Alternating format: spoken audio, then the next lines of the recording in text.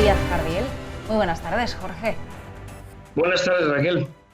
Jorge, cuéntanos, habéis hecho este estudio desde la consultora. ¿Qué sectores identificáis que son los importantes? ¿Qué sectores tenemos que vigilar cuando hablamos de nueva creación de empleo? Primero hay que matizar, en línea con tu pregunta, el momento y el contexto que estamos viviendo en estos momentos. Es decir, en épocas pasadas, por ejemplo, durante la anterior crisis económico-financiera, la del 2007, 8, 9, 10, 11, 12 y 13, a partir del 14 creció el Producto Interior Bruto, hubo un sector esencial que fue el turismo, que con un 12.3% del PIB, o sea, 147.000 millones de euros de ingresos y 2.7 millones de empleos directos e indirectos, fue quien tiró de la economía. Hoy, debido a la pandemia, no sucede lo mismo. Desgraciadamente, el turismo, que es esa gran fuente de ingresos de nuestro país, no puede serlo debido a los confinamientos y lo que se deriva de ellos. Dicho lo cual, hay otros sectores que son, digamos, menos cíclicos, que están menos sujetos a las crisis económicas, que se mantienen de una manera estable en las duras y en las maduras. Y en ese sentido cabría hablar de un sentimiento de necesidad. Por ejemplo, la distribución alimentaria es esencial. La alimentación es esencial. La banca, los servicios financieros son esenciales. Las telecomunicaciones y las tecnologías de la información, como se ha demostrado en los peores momentos de la pandemia, son esenciales desde el punto de vista del empleo. Y hay un sector que ha sido, yo creo que mal entendido y mal comprendido y sacado de contexto, que es el del tercer sector, el de las fundaciones, el de las ONGs, donde pues tenemos un líder europeo en España, que es la Fundación La Caixa, que dedica 550 millones de euros a programas sociales y de integración laboral. Pues esa integración laboral, hoy más que nunca, en los últimos, yo diría, 40 años, tengo 50, he vivido ya 4 reestructuraciones bancarias fuertes y no sé cuántas recesiones, y la integración laboral va a ser más importante que nunca. Con lo cual, estos sectores, así a priori, son los más importantes, aunque no sean los únicos. Dentro de estos sectores, ¿qué empresas habría que mirar? No sé si estamos hablando solo de grandes empresas, de las que más nos suenan, o si también podemos hablar, no sé, de pequeñas y medianas empresas. Vale, pues vamos a distinguir por un lado en esos dos ámbitos empresariales que tú muy bien dices. La gran empresa en España, en términos absolutos, no llega a 4.000 empresas, según el Instituto Nacional de Estadística. Son un 0,12% del total de empresas. Eso significa que el resto de empresas, que estarían catalogadas como pequeñas y medianas empresas, pymes y autónomos, con o sin asalariados, serían, si hago la resta, el 98.88% del resto de empresas. Estamos hablando de un colectivo, por tanto, en el primer caso que no llega a 4.000 y en el segundo de un colectivo que es de 3.500.465 empresas. Hablo de memoria, he hecho un cálculo rápido, pero queda claro y se deriva de lo que tú has dicho al principio, que las pymes, los autónomos, son esenciales en nuestro país. El problema cara a la creación de empleo y al mantenimiento del empleo por parte de la pyme, que ya hemos visto es la inmensa mayoría de nuestro tejido empresarial, es que, uno, su tamaño es pequeño. Dos, depende en gran medida del mercado interior y solamente casi del mercado interior. En los últimos 5 años, según el Ministerio de Comercio, además lleva otras competencias como industria, telecomunicaciones, etcétera, pues ha medido que tan solo 5.000 empresas pymes han de manera continuada exportado. El resto de las pymes, que son la inmensísima mayoría, venden dentro del mercado interior y además dependen de esas muy grandes empresas. Por ejemplo, el Corte Inglés, que es líder en distribución en España, porque tiene todo tipo de distribución. se podría decir, hombre, Inditex, sí, pero Inditex es líder en muchos países y no vende alimentación. Se puede vivir sin ropa, pero no se puede vivir sin alimentación. O mejor dicho, uno no tiene quizá la necesidad de renovar el vestuario, pero sí de comer todos los días. Y en ese sentido, el Corte Inglés, con el Hipercor, con Supercor, etcétera, pues ha subsistido bien gracias a la alimentación. Pues dependen 83.000 pymes y autónomos españoles del Corte Inglés, más allá de los 93.000 empleados que tienen contrato fijo, los cuales un 53% son mujeres, por cierto, en el Corte Inglés, que son empleos directos, que viven directamente del Corte Inglés. Ojo, en el caso de Inditex son 64.000 en total, o sea que el fenómeno de dependencia de pymes de grandes empresas hay una relación causa-efecto. Dicho lo cual, significa que si le va bien a la gran empresa, le irá también bien a la pyme y a los autónomos, que es de quien viven. En ese sentido, hombre, cabe establecer diferencias entre comunidades autónomas, porque en Andalucía, desgraciadamente, aun cuando hay pues en torno a 500.000 de pymes, que es un 15% del total, desgraciadamente no hay grandes empresas. Había una llamada Bengoa y está pasando por un viacrucis horroroso. Pero en cambio, por ejemplo, vemos como en el sector bancario o en el sector financiero, donde ya por 15ª vez elevada al cubo vivimos un proceso de concentración bancaria, me ahorro las 5 previas, pues con estas fusiones, que si CaixaBank y Bankia, que si Sabadell y BBVA, etcétera, y más que nos están pidiendo desde la Unión Europea, pues el empleo a día de hoy es elevado. ¿Por qué? Porque todavía existe esa mezcla o más que mezcla, omnicanalidad entre oficinas bancarias y el canal online, teniendo más peso todavía el canal físico, el de las oficinas bancarias. En ese sentido, pues el líder en España por cuota de mercado es CaixaBank, que es quien tiene a su vez el mayor número de empleados. Uno puede decir o preguntarse, pues, como fruto de esos procesos de fusión, ¿habrá despidos? Dos cosas. La banca lleva despidiendo, con perdón del verbo, que es horroroso, desde al menos desde 1980. O sea, 80, 90, 2000, 2010, 2020. Llevamos 4 décadas en que hemos pasado de 115 entidades financieras, entre cajas de ahorros entonces y bancos, a las 18 que hay ahora y menos que va a haber. Entonces, los despidos se han producido siempre en la banca, pero tienen una enorme ventaja, y es que, con todo el respeto del mundo, las personas que son despedidas lo hacen con prejubilaciones. Se considera, en mi opinión, desgraciadamente, pues como personas muy, muy, muy mayores aquellos que tienen entre 50 y 55 años. Cuando en Estados Unidos, que es un mercado laboral que conozco muy bien, por llevar 30 años allí, en Estados Unidos, pues una persona con 80 años puede trabajar en Las Vegas sin ningún género de problema, incluso como dependienta de lo que sería aquí el Corte Inglés, en Macy's, en Saks, en Nordstrom. El mercado laboral español en ese sentido penaliza la edad.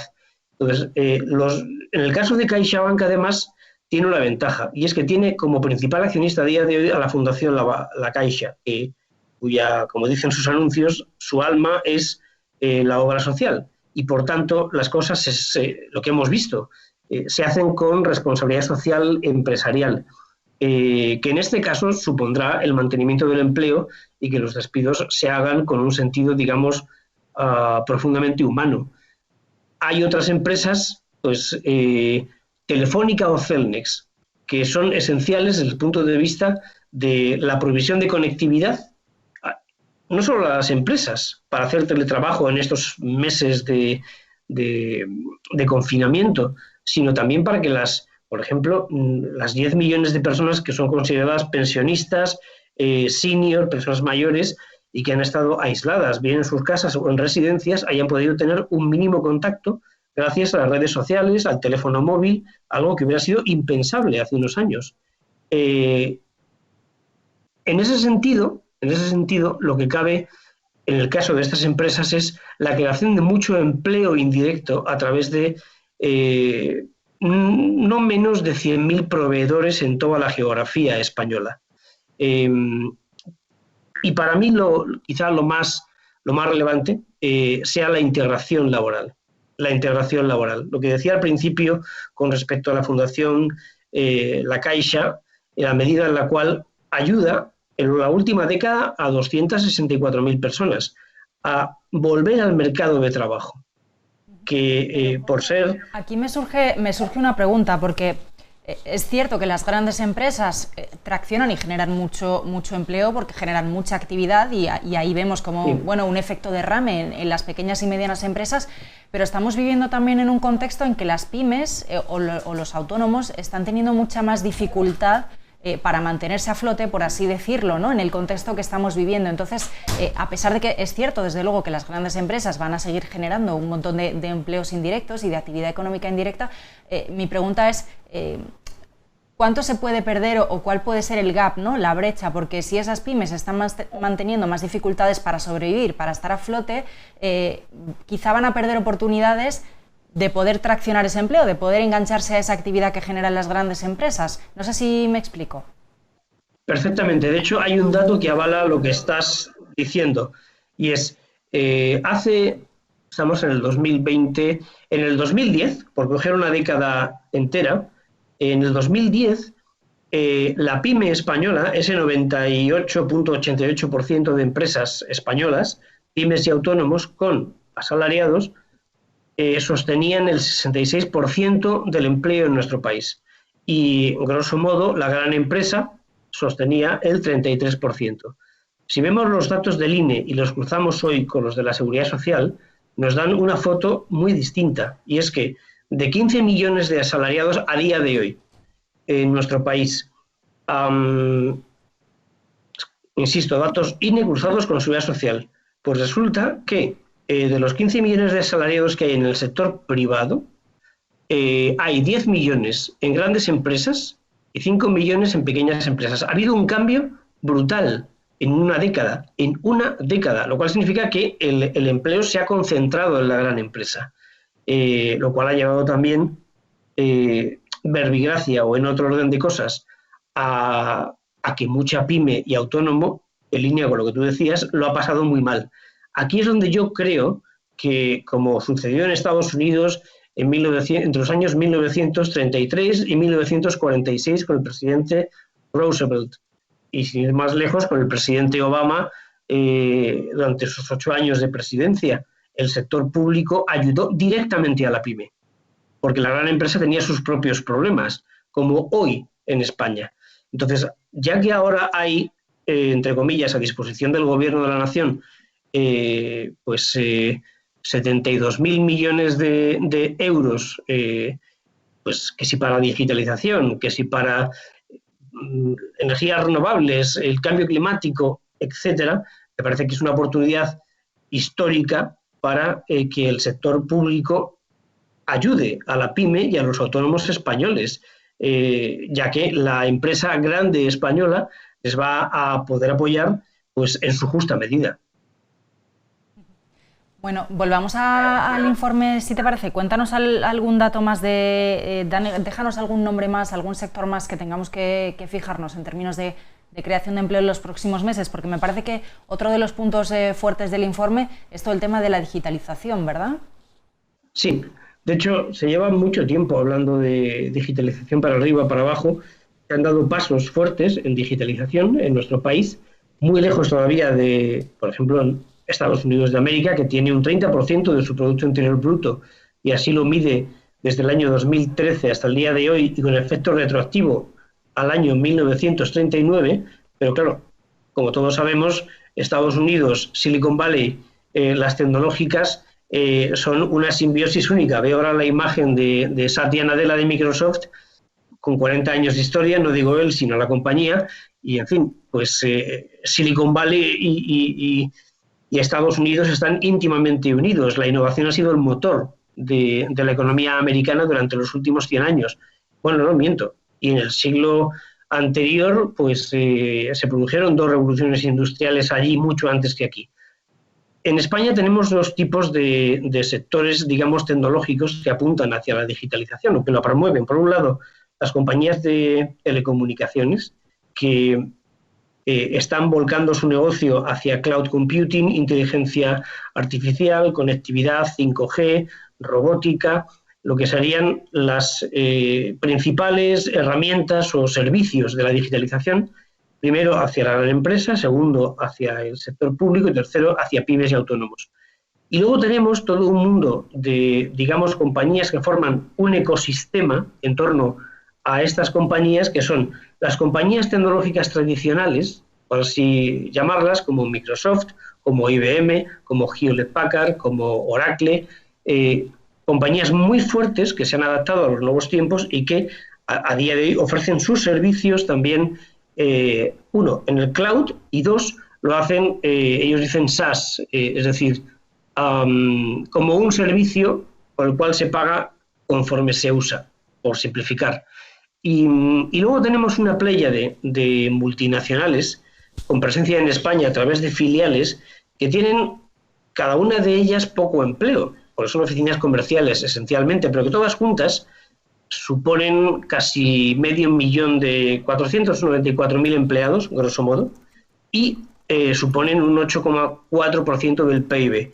Y ahí hablaríamos desde el sector de grandes, del Big Tech, pues de Apple, de Google, de Facebook, de la propia Microsoft, de Amazon, de Netflix, por un lado. Por otro lado, estaríamos hablando de compañías de software de gestión empresarial esenciales para la pyme y para la gran empresa también, que lo hacen todo también en la nube, como por ejemplo Salesforce, SaaS y otras muchas más.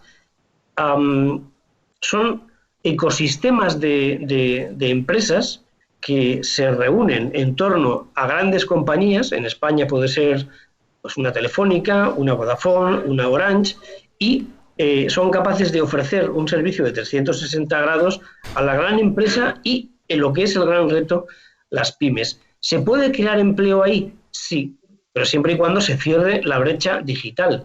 Voy a poner un ejemplo un poco tonto, con perdón, pero supongamos que mi abuelo es un labriego. Pues si yo le dijera, abuelo, deja de trabajar en el campo y ponte a hacer cloud computing, por decir una simpleza, pues no sabría ni de qué le estoy hablando. Entonces, es un caso extremo, evidentemente. Ni mi abuelo es labriego, ni... Dicho lo cual, la formación en tecnologías de la información es esencial. Mire, en los últimos 10 años, Raquel, el 78% de las personas que han encontrado empleo en nuestro país a través del Servicio Público de Empleo, el antiguo INEM, el 78% lo han conseguido gracias a que tenían capacidades mínimamente tecnológicas, es decir, el uso de ordenador conectado a Internet, un software de gestión empresarial simplón, un Excel, Microsoft, Google, etcétera. Es decir, que la empleabilidad hoy está vinculada a las tecnologías de la información. Y la principal labor, en mi opinión, de las compañías tecnológicas no solamente es vender productos y servicios, sino también aportar al país a través de mejorar la empleabilidad de los trabajadores con formación. Bueno, pues tomamos muy buena nota, como siempre, de los completísimos análisis que nos deja Jorge Díaz Cardiel, empresas, sectores, empleo y también, bueno, pues la digitalización, ¿no? La tecnología y las consecuencias que va generando. Jorge, muchísimas gracias, como siempre, por acompañarnos y muy buenas tardes. Raquel, un placer. Muchísimas gracias por tu paciencia, que hablo mucho, lo sé. Un placer, como siempre, escucharte, Jorge. Todo muy claro y muy bien explicado.